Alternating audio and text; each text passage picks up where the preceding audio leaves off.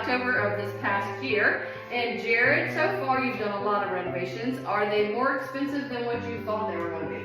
More or less? A little more expensive.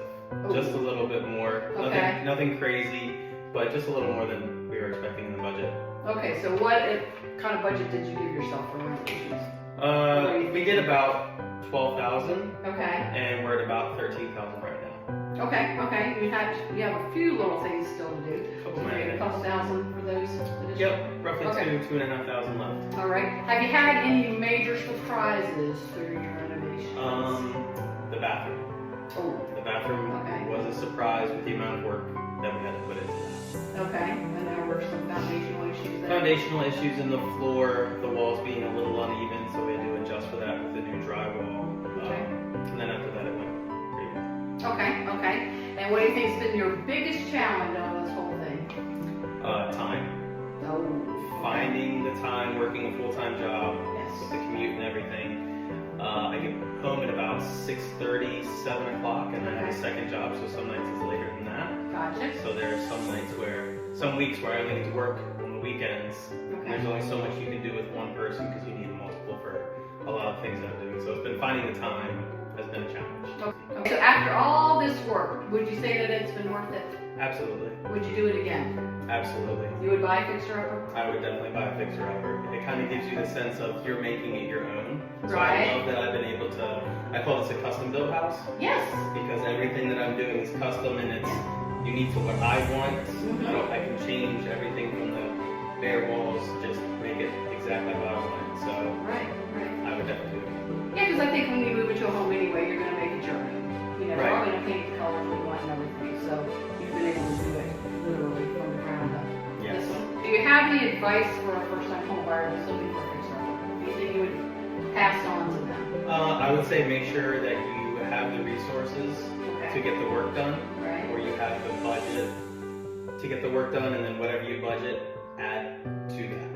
Because there's always surprises that I've found with doing all the renovations here. There's been surprises where I thought it was going to cost X and it cost Y. So making sure that you have that extra budget and then time it out to where you want to get finished, set a deadline, set a agenda for things that you need to get done. That's been really helpful for me to, I know I'm doing this weekend and we're going to go this, and we have a list that I'm going down instead of me just kind of going in blindly. With that being said, let's take a little tour.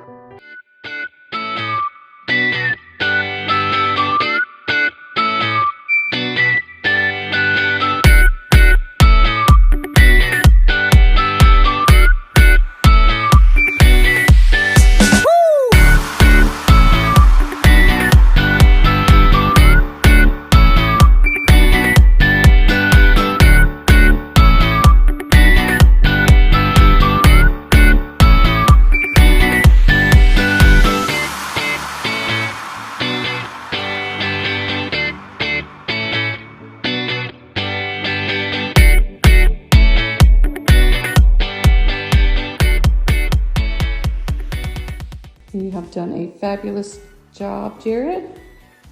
And I have been pulling comps for Jared. Can I tell them what you paid for this, Jared?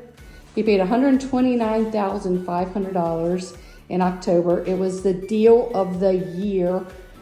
And I have been pulling comps for him in Steven City, and he can sell easily for around $215, easy. So he paid $129,500 and can sell for about $215,000. So you would definitely recommend this for a first-time home buyer? I would definitely. Or is there anything they should be afraid of?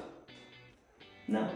No? I mean, other than, the budget and the work that you have to put into it, but having your first house be completely whatever you want it to look like and change things and add things is just, I wouldn't change it, and I would suggest everybody do it for their first time house. All right. Thank you, Jared. You're welcome. Thank you.